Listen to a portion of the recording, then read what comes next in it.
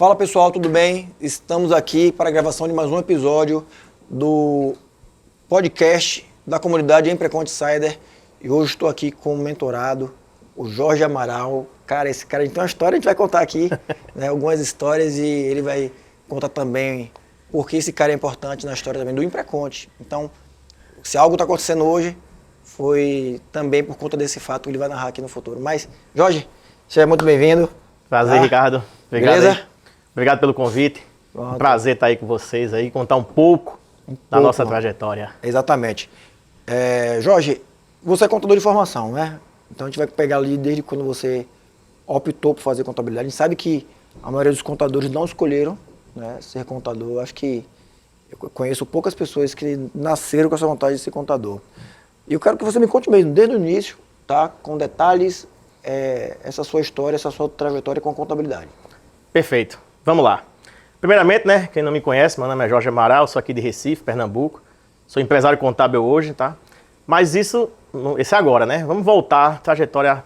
Acho que é importante voltar até um pouco mais para entender o contexto.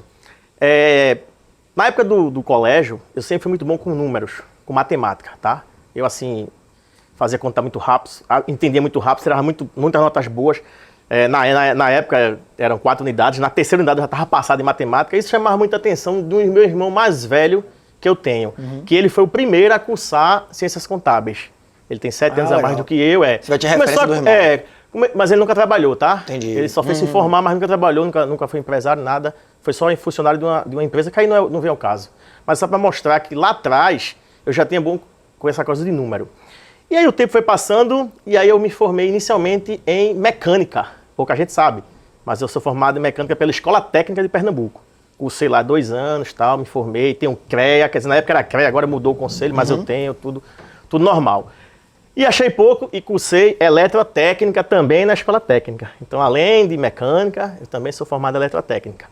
E aí eu entrei para uma indústria, tá, de alimentos lá do Rio Grande do Sul, que tem uma filial em Recife, para justamente tomar conta da frota de caminhão dessa empresa pela área de mecânica. Certo. E comecei a me envolver em gestão de uma forma geral, porque era uma filial, tinha todos os setores dentro e tinha uma matriz, era uma empresa muito organizada e foi o primeiro contato que eu comecei a ter com tudo. Com nota fiscal, com números, com contas a pagar, com contas a receber, um pouco de contabilidade, apesar de que o contábil não era em Recife, era tudo centralizado na matriz. Certo. E aí meu irmão, vendo essa evolução tudinho, e chegou para mim, cara, por que tu não cursa contabilidade? Aí eu, não, pô, sou de exatas, né?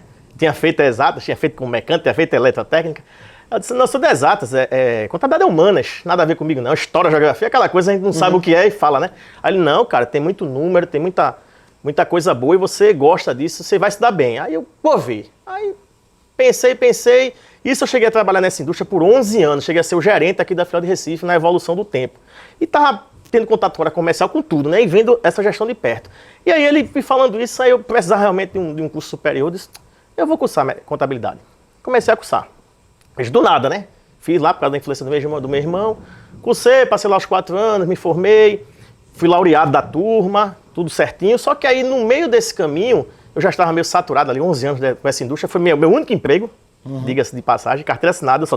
Eu só tenho ela nesse emprego, 11 anos, mas aprendi muita coisa. Indústria, escola, né? tá? Indústria, imagina, você sabe praticamente o processo total da empresa, desde o insumo, a venda, tudo, contas a pagar, logística, cara, a gente atendia o Nordeste todo, era uma loucura, mas enfim. E aí eu disse, vou cursar contabilidade e estava trabalhando. Quando foi no 7º período, eu pedi as contas e saí da empresa. Era mais novo, morava com meus pais, sem filho, não era casado, eu disse, caramba, eu vou arriscar. Se daqui a 10 anos eu não fizer isso agora, eu vou me arrepender de não ter tentado. Então eu vou tentar empreender. Aí saí no 7º período, e aí eu disse, vou fazer a prova do concurso de suficiência que tinha voltado naquele meu ano. Foi o primeiro ano que ela voltou, foi o ano que eu fiz. E no 7º período, não tenho me formado, fiz e passei. Já fiquei com, vamos dizer assim, a coisa pronta para me formar cola grau e entrar no CRC. E aí, tinha uma amiga minha que estudava comigo na graduação, e era muito boa na área de DP, mas trabalhava no escritório de contabilidade. Eu nunca trabalhei no escritório de contabilidade. Me juntei com ela, assim, ela no paralelo, me ajudando na área de DP, eu fui abrir. Abri na tora, sem ter trabalhado, sem... Meu irmão, foi assim, loucura. Eu não sei onde é que eu tava com a cabeça. Hoje eu não sei se eu faria isso, não. Mas foi assim que começou tudo na área de contabilidade. Aí você fez, mas essa coragem que você teve, né? Porque é um ato de coragem, né? E naquela época era mais comum, até mais do que hoje, você começar o escritório sem experiência. Antigamente, qual era o caminho do contador no passado? O cara estudava, ia para um estágio, passava alguns anos numa empresa contábil, pegava a experiência, depois saía e montava o dele. Pois é. Geralmente era assim, né? E você não, você já foi fora da curva aí, você já... É. Olha, o mais perto que eu tinha no empreendedorismo de contabilidade é um tio, irmão da minha mãe, mas nunca trabalhei com ele, nada, só, claro, conhecia. Às vezes eu pedi uns conselhos, mas nada assim de parar e me explicar. Não, cara, eu li muito manual. Na época, junta comercial, presencial, para abrir uma empresa, a primeira empresa, eu fui lá umas 10 vezes pegar orientação. Foi assim, no sofrimento. Cara, eu conheço até Hoje parece incomum isso que eu vou contar, mas na época, para você ser contador responsável na Cefaz por uma empresa, você tem que fazer um protocolo, né, a coisa, assinar, reconhecer firma, né, documento do sócio, aquela coisa, ir lá, agendar, né. Na primeiro cliente meu, que eu fiz tudo isso, cheguei lá para me protocolar, quando eu sentei na frente do auditor lá, ele olhou e disse, ó, tu não tá nem liberado no sistema. Eu disse, não, mas eu tô forte, tenho CRC, tem tudo, esse nome que você tem que pedir pro conselho te liberar no cadastro da Cefaz. Eu disse, eu nem sabia. Aí disse, mas isso é fácil. Senta ali, ligue, que ele faz e você volta aqui e resolve. Aí eu saí, sentei, liguei, realmente foi rápido, eu voltei, ele protocolou. Mas veja como foi aprendendo mesmo ali, você já tá falando de 2011 ali, foi aprendendo mesmo na tora, como se diz, né? E aí, quando você já fundou, já começou com o nome Caduceu? Então, esse nome é interessante, porque Caduceu é o símbolo da contabilidade. Inclusive, o CRC tem um prêmio Caduceu. Sim. E me chamava a atenção. E quando eu trabalhava na indústria, lá em Natal, tem um supermercado, uma rede de supermercado chamada Nordestão, que até hoje tem, que é na cidade, ela é bem forte. Ela tem uma premiação dos melhores fornecedores, clientes, que ela faz anualmente lá no Centro de Convenções. Uma festa até de gala, tá um negócio organizado. Aí como a gente, na indústria que eu trabalhava, a gente era muito forte com eles, parceiro muito forte fornecedor, eles sempre mandavam o convite para a diretoria ir. E a diretoria de São Paulo, Rio Grande do Sul, nem sempre poderia. Pode vir, né? Aí me deram essa missão, disse, ó, vai lá representar a gente nesse prêmio. Aí eu fui e tal, para Natal, representar a empresa lá. E, para minha surpresa, o prêmio era o carrinho de ouro. Carrinho de supermercado de ouro, que era um supermercado. Isso ficou, pô, legal, de ouro, né? Pódio, né? Aquela coisa de medalha de ouro, né? Primeiro. Verdade. Aí isso ficou na cabeça, nem pensava em ser empreendedor e contábil. Mas eu vi esse prêmio e fiquei com isso na cabeça. Pô, carrinho de ouro, massa. Aí quando eu fui procurar um nome, aí ficava pensando. Aí quando eu vi, pô, cadê o nome o símbolo da contabilidade? Pô, e tem o carrinho de ouro lá do Nordestão, aí eu fiz a junção, tem uma explicação. Carrinho de ouro, Caduceu de ouro. Será que o pessoal saberia isso aí? Não, acho que não. Pouca gente sabe disso. Pouca gente sabe disso. Aí fez a Caduceu de ouro. Começou, teve cliente, qual foi a dificuldade? Como foi que conseguiu os primeiros clientes, Jorge? O primeiro veio dessa minha amiga, que era uma amiga dela, essa minha amiga de DP, né? Ela conseguiu, na época a gente fez sem o CNPJ de verdade, eu já empreendia, mas ainda já tinha montado uma sedezinha, uma salinha pequena, virou computador, aquela coisa, mas não tinha ainda a pessoa jurídica constituída. E aí foi aparecendo, aí conhecia um, aí indicava, aí conhecia outro, aí comecei a ter ali meia dúzia de clientes. Aí sim, é importante também para frisar o seguinte, quando eu saí da indústria e estava abrindo escritório, eu fui aprender algumas coisas no Sebrae. Também o Sebrae foi muito importante na minha jornada. Quem não conhece o Sebrae de cursos, ele tem bastante cursos curtos em área de finanças, gestão, planejamento estratégico, contabilidade para não contadores. Eu fiz a jornada toda ainda como participante. E aí eu me interessei também gostei desse negócio de dar aula no Sebrae. Aí um dos professores desses cursos, um desses professores, eu conversei com ele, perguntei como é que funcionava. Ele disse, não, edital em tal site. Aí eu baixei esse edital, dei uma lida e vi que para entrar precisaria de uma pós-graduação. Então assim que eu terminei a graduação, eu já emendei com a pós-graduação em gestão tributária, depois eu já fiz outras pós também, mas enfim, essa foi a principal para entrar para o Sebrae. Aí depois eu me credenciei, fiz uma prova, passei também, quase no mesmo tempo, acho que eu tenho 1 ano a mais de escritório, eu tenho o quê? 14 de escritório, 13 de Sebrae. Então meio que... essa questão do Sebrae para o cliente me ajudou muito, porque o público do Sebrae é empreendedor. Sim.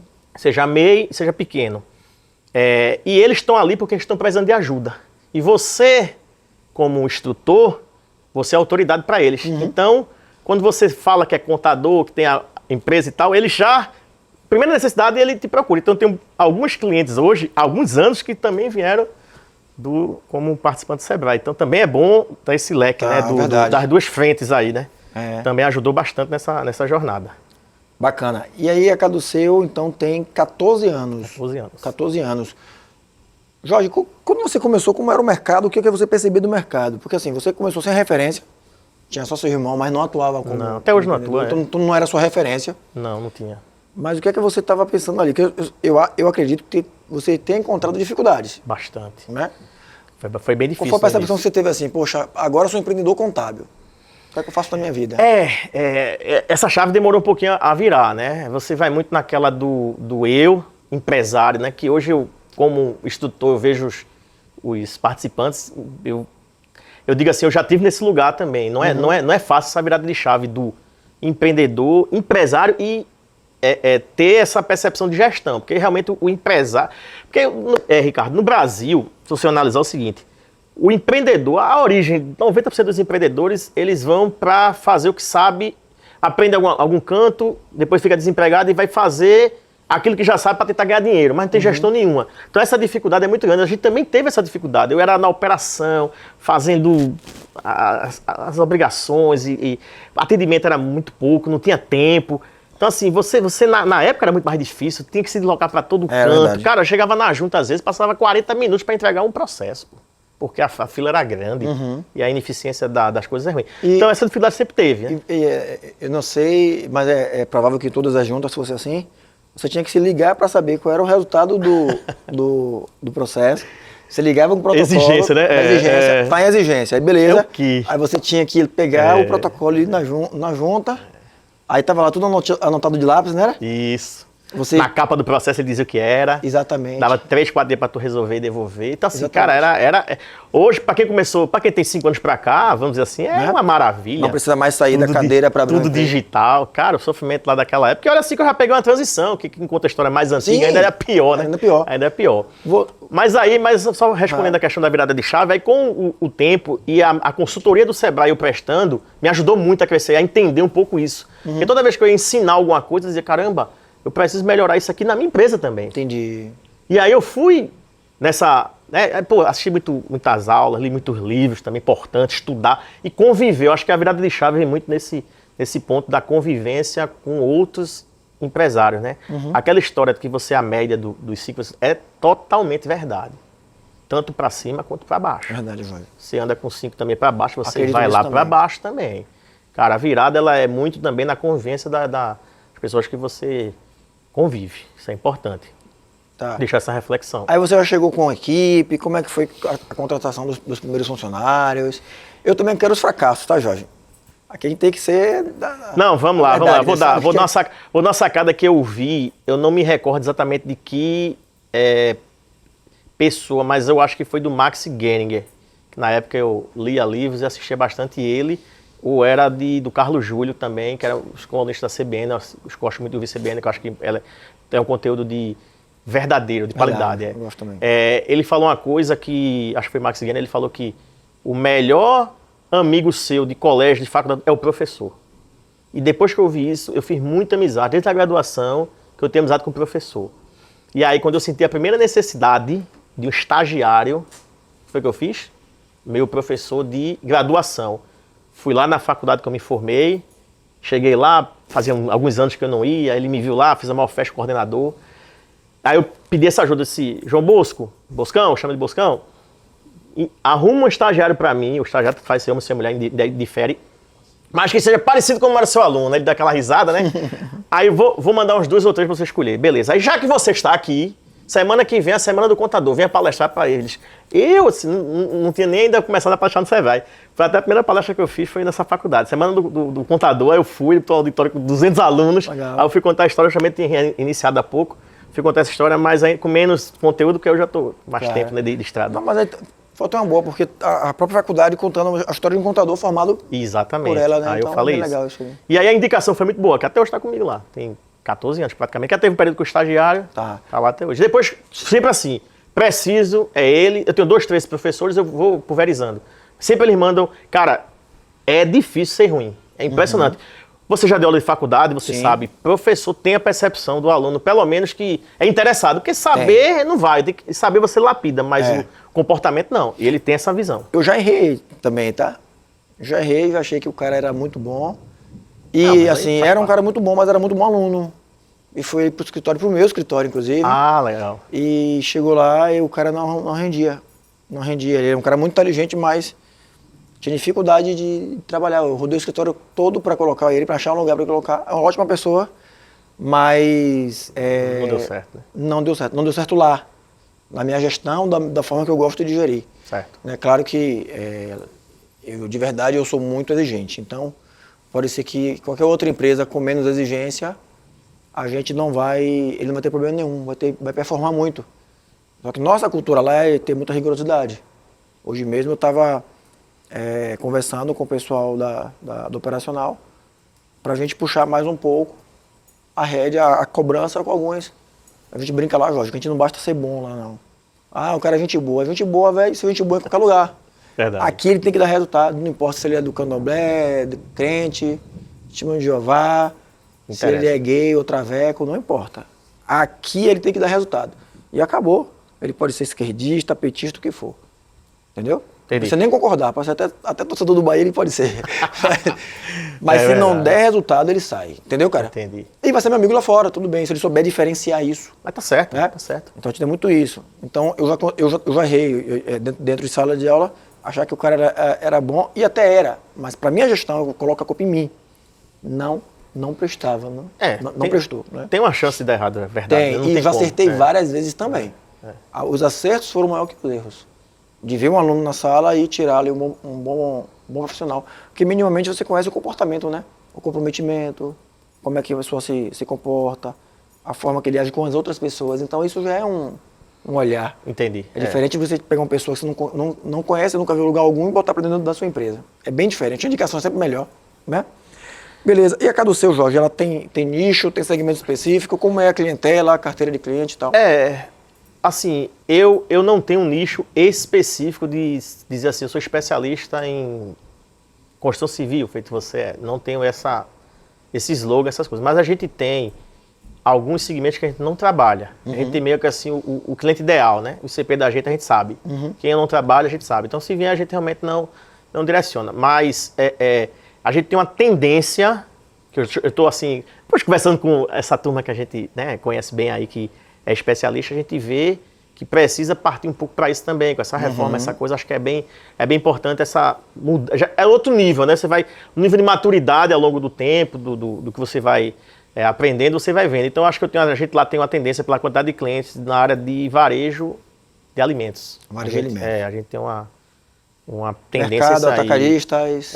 Lanchonete, restaurante. Entendi. Acho que vai muito nessa linha, até porque o ICMS ele é espinhoso. E te dá uma...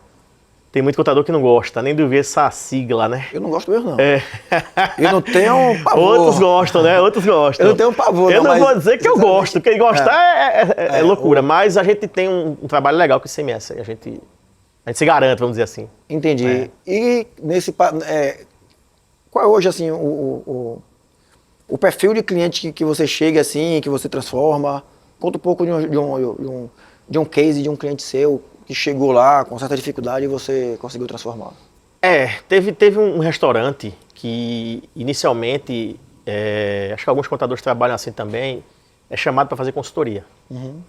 Tá? Esse restaurante foi um case legal, tem outros cases, mas esse foi legal. Aí chegou lá e, sistema, cadastro todo errado, processo produtivo nada mapeado, isso como consultoria. Ainda não era meu cliente como contador. Mas é uma coisa natural. Depois que você entra, você ajuda, ele vai migrar. E aí a gente fez, contratou gente para fazer ficha técnica, alimentou no sistema, processo de compra, estoque mínimo, estoque máximo, tudo eu aprendi lá na indústria, nos meus 11 anos, todas essas técnicas. A importância disso aí, exatamente, da caminhada, né? Caminhada. E aí, depois de implantar tudo isso, começou a funcionar, ele começou a comprar melhor, aí precificação, venda questões tributárias, né? Vender bebida como refrigerante. Então, vamos colocar as bebidas pelo nome para a gente ver qual que mais sai, qual que menos sai, qual que tem mais margem. Pequenos ajustes de gestão foi fazendo, e aí ele foi melhorando e eles, vamos migrar. Virou nosso cliente e tal. Depois, com o tempo, ele repassou o restaurante, preferiu ir para os Estados Unidos, hoje mora lá, tudinho, repassou. Mas foi legal esses 2 ou 3 anos que ficou lá com a gente. deixou a coisa alinhado mesmo, assim, é bom, agora é importante também que isso é um trabalho de 4 mãos, né? Não adianta o contador chegar a orientar, quantos contadores dão orientação toda hora, os clientes não fazem, eles têm que querer fazer, mas aí é importante a gente traz, hoje a gente é diferente, no onboard, a gente explica, orienta, principalmente os PJs da vida que são CLTs que naturalmente migram para PJ, não conhecem muito ou quase nada, nem da emissão de nota, a gente vai ter lá um preparo, um onboard, uma coisa bem direcionada para deixar ele minimamente confortável e bem atendido, que eu acho que o nosso amigo Thiago fala muito isso, a entrega e atendimento, eu acho que isso é as 2 coisas para o futuro. O commodity vai ser muito parecido, mas a entrega e o atendimento faz diferença. Bacana. E um empresário hoje chegando na casa do seu, quais seriam os conselhos que você daria para ele para se tornar um bom empresário, Jorge? Cara, primeira coisa, controle financeiro. Acho que para mim, que sou educador financeiro há muitos anos, eu acho que é o grande gargalo dos empresários, de perfil de empresário, que se chama gestão financeira. Acho que era o primeiro lugar que eu atacaria tanto no comportamento dele, como na própria gestão da empresa. Quando você diz que apurado não é lucro, parece, para quem é da área, a gente que já tem uma estrada, pô, isso é loucura. Cara, tem não. Muita gente que ainda acha isso. Conceito básico. Básico. Conceito básico. Gastar menos do que ganha. Conceito básico. Cara, eu acho que o primeiro ataque é esse. Ajustar sua gestão financeira. Fazer com que o cara não tenha dívidas descontroladas, que a dívida ela pode até ser uma dívida boa. Que faça com que você invista, você cresça, mas essas dívidas descontroladas. Então, a primeira coisa é trazer esse conselho, esse tratamento da gestão financeira. Cara, resolvendo isso, o resto é consequência. O resto, ele vai. Bacana. Desses 14 anos, Jorge, da casa do seu, você passou por vários momentos e você não é o mesmo empresário da época que você fundou, claro. Claro. E aí você vem participando de muita coisa, de muitos eventos, esses movimentos todos. Me conta aí, desde quando o Jorge começou a ter essa postura de empresário, né? E Jorge deixou o contador tradicional, dono de escritório apenas, para o contador empresário. Conta os movimentos que você fez aí. Essa parte também é bem interessante. Não sei se isso é uma regra, mas eu acho que o Norte, Nordeste, talvez, antes da pandemia, tinha menos assim, acesso a isso. Não sei se... Enfim. E durante a pandemia, que foi aquele boom da parte tecnológica, que eu comecei a realmente gostar e me inserir nesse mundo de online. Online que eu digo não de rede social em si, mas de aprendizagem mesmo online. E aí eu fui conhecendo alguns players, né, dessa área que partiram primeiro e na pandemia deu um boom. E aí você vai participando, vai para São Paulo, vai para alguns eventos, 2, 3, 4, 5, 10 eventos. E aí depois disso você começa a filtrar quem realmente entrega, quem não entrega e trazer coisa boa para implantar, ver o que faz sentido para o seu escritório, que nem tudo faz sentido. Nem tudo faz sentido. Nem tudo faz sentido, né? Tem gente que está muito acima, tem gente que está muito abaixo. Tem que ver onde é que você está e buscar sempre o que está fazendo coisa boa, que entrega, tentar sempre buscar uma condição que você consiga implantar e aplicar. Mas assim, volto a dizer, aqueles 5 pessoas, cara, quando você começa a andar com esse pessoal que você viu que entrega e que são gente como a gente, não tem soberba, não tem nada, aí é que a virada de chave vem, Ricardo. Assim, o Impreconta é um dos melhores eventos para isso, mas tem outros eventos muito bons que entrega e assim, isso faz toda a diferença. Faz toda a diferença. O acesso, eu tenho um amigo meu que faz, é melhor ser interessante e interesseiro, né? Não ser interesseiro é fundamental para estar com essas pessoas, entendeu? Esse acesso. É verdade, porque tem muita gente que quer o acesso, mas tem um interesse ali por trás, né? Não é o interesse de aprender, de se conectar, de trocar, né? De trocar, o interesse de ganhar algo, né? De levar vantagem de alguma coisa. De experiência, de informação, ela é fundamental. Exatamente. Que a gente vê assim um contador de nível às vezes lá em cima, mas tem coisa básica que ele não sabe, porque o nível é muito alto. Então, essa experiência ela cresce bastante. Valdir, sabe uma coisa, esse lance de contador que tem um nível lá em cima, que eu fico preocupado às vezes, é confundir o que o cara tem de bens materiais com o que o cara é de contador. Fico muito preocupado com isso. Porque as pessoas têm um hábito, às vezes, de vincular os bens materiais da pessoa com o resultado, se é resultado genuíno ou não. Exemplo, A gente aprendeu na faculdade e os professores talvez não eram as melhores referências de sucesso material. Verdade, Sucesso material. verdade. Beleza? Mas nós aprendemos, nos tornamos contadores e talvez aqui fora até bem mais, bem assim, financeiramente melhor do que eles. Talvez tenhamos professores que estão numa condição financeira inferior à nossa, Sim, né? sim. Eu falo isso, pessoal, porque visivelmente, não estou julgando a conta bancária de ninguém. E algumas vezes alguém olha o resultado financeiro de alguém, isso não quer dizer que ele é um bom professor também. São coisas totalmente diferentes. Não tem relação nenhuma, é Não verdade. tem relação. É. Então não tem relação também da pessoa que consegue ter muito sucesso financeiro e vários outros tipos de sucesso, só que ele não consegue ser um mentor. Também. Ou ele não vai se conectar com alguém por conta de algum tipo de crença, algum tipo de postura, né? Eu mesmo não consigo escolher qualquer pessoa para me relacionar. Eu sou bem criterioso, eu gosto de ver muita verdade, muita conexão. Então se a pessoa não faz aquilo que ela fala, para mim eu não consigo, aliás, nem ser amigo daquela pessoa. Eu prefiro que as pessoas que ainda estão batalhando, que estão ralando, estão conquistando, do que as que parecem que conquistaram, mas estão vendendo algo que ainda não alcançaram, né? Isso aí são coisas da minha cabeça aí que eu Não, mas gosto muito, porque mas o mercado contábil, ele está ficando muito parecido com o mercado dos infoprodutos, Sim. onde muitas vezes o cara, na ânsia de ser um mentor, um influencer, ele está colocando os resultados à frente o resultado à frente do trabalho. E eu conheço vários contadores, eu sei realmente quem tem resultado e quem faz, né? E essas pessoas que estão procurando esses mentores podem acabar acreditando naquela pessoa. Isso é grave, né? Isso é grave, entendeu? Às vezes a frustração é grande. Então você saber identificar, pessoal, quem realmente deve ser seu mentor, né? Tipo, alguns fazem a linha da venda a qualquer custo, exemplo. Pô, o mentor que está ali vendendo, batendo em venda, que vende tudo, e acaba não entregando. E eu não me conectaria com esse mentor. Agora um cara que fala da verdade, que não leva vantagem de ninguém, que é verdadeiro. E não fala só as coisas boas, né? Não fala só as coisas boas, exatamente, que fala a Pelo verdade. contrário, as coisas ruins que é importante, né? Exatamente. Pra gente crescer. Então tem esses pontos aí também, né? É. Então, gente, ó, é interessante a forma que eu conheci o Jorge. Tá? Vou contar agora um pouco sobre isso aqui. Ele vai contar a ótica dele e depois eu vou contar a minha ótica. Fala aí, Jorge, aquele episódio lá que a gente se encontrou no evento. É importante, é interessante. Antes de conhecer o Impreconte, eu estava na São Lucas, lá com o Leandro, com uma mentoria dele. Fui visitar lá a empresa, conheceu. Visitar escritório também é bom para crescer, para conhecer a dinâmica. Isso, eu fui fazer isso lá com ele. E chegou lá uns contadores, que eu até então não era amigo, não conhecia, e começaram a falar do Impreconte. Cara, tem que ir para Impreconte, tem que ir para Impreconte. Eu não conhecia nem o nome, nem sabia que existia, cara. Aí eu fui, eu vou em Salvador, que Recife pertinho, eu fui. No mesmo ano, isso foi em agosto, em setembro, né? Eu fui, novembro eu fui para o Impreconte.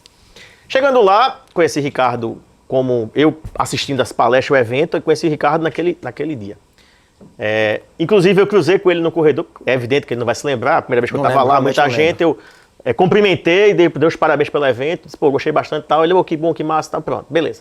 Aí no ano seguinte, num evento lá em São Paulo, que a gente tava, por coincidência, eu estava andando lá no corredor e Ricardo, por acaso, abriu a porta assim, saindo e cruzou comigo, eu parei, sou Ricardo, tudo bom, cara? Aí, eu tive lá no Impreconte ano passado, pô, que evento massa, gostei bastante, não é midiático feito esse, mas entrega muito mais do que esse, não vou falar o nome do evento, logicamente, mas aí ele, pô, legal, pô, parabéns, mantém isso aí, tá, legal, pronto, ele passou. E eu também, né, não sabia que tava o momento aquele seu, enfim, voltei para o evento e aí depois disso, no mesmo ano, novembro, eu fui para o Impreconte novamente, a gente se falou e ele comentou sobre isso, mas assim, foi extremamente espontâneo, não teve assim, foi impressionante aquilo ali, impressionante. Eu tinha entrado eu fui nesse evento, né, para fazer benchmark também, para ver o que poderia pegar dali para trazer para o Impreconte, também captar recursos, pegar patrocínios, certo. Que é nesses eventos que eu busco patrocínio para o Impreconte, e estava ali num dia bem difícil mesmo, e eu estava com muita incerteza, e eu estava vendo a grandiosidade daquele evento, e comparando às vezes com o meu, que é um grande problema que a gente tem, pessoal, comparar. o nosso bastidor com o palco dos outros, né? Eu não sei qual é o perrengue que ele estava passando para fazer aquele evento ali, mas eu estava comparando com o meu bastidor, isso é muito complicado. Então, em algum momento a gente pode até se comparar, mas não com esse viés de nos colocar como inferior, tá? E aí eu tava olhando, caramba, aqui evento grandão aqui e tal, e caramba, pô, nunca vou fazer um evento desse aqui. E eu pensando, será que vale a pena mesmo? E quando eu cruzei ali aquela porta de saída, a minha cabeça era, eu não sei se eu vou fazer de novo o evento. Tava na dúvida. Tava na dúvida. E encontrei você. E naquele momento que você encontrou, que você falou aquilo pra mim, cara, ali com certeza foi Deus. Eu tenho muita fé em Deus, cara. Eu não sou cristão, não tenho religião. Certo. Naquele momento eu falei, pô, esse cara falou aquele negócio pra mim. Eu liguei pra minha esposa, Lorena. Falei, ó, um rapaz chamado Jorge falou comigo aqui agora do evento. Eu vou ter que continuar esse negócio aí. Isso era março, mais ou menos. Né? É, por aí. É. E aí, Jorge, naquele dia eu decidi que o evento ia acontecer. Eu não tinha certeza que iria continuar, mas aquela edição eu ia continuar. E no dia 24, em 2024, em novembro, né, que você também estava lá, foi o dia que eu pedi você que fosse ao palco para contar, aquele dia eu também tinha dúvida, Jorge. Pela dificuldade que eu estava passando até chegar o dia do Impreconte.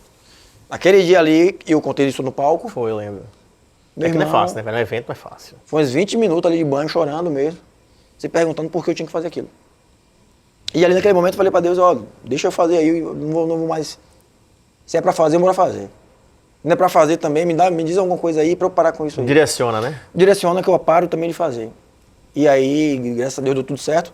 A partir daquele dia também eu decidi que não ia mais parar.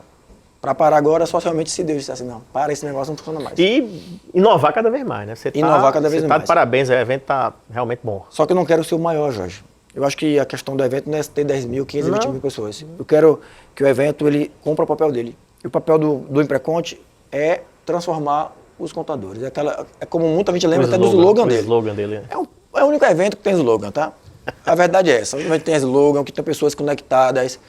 Não adianta botar 5 mil, 10 mil pessoas em evento e não ter a alma do evento, porque nasceu com propósito. Não nasceu com intenção de mudar minha vida com dinheiro, com nada disso. Claro que o dinheiro também é bom e é necessário, a gente sabe disso, mas o propósito está na frente. Então, Jorge, o evento nasceu com isso e eu vou manter o evento com essa pegada, né?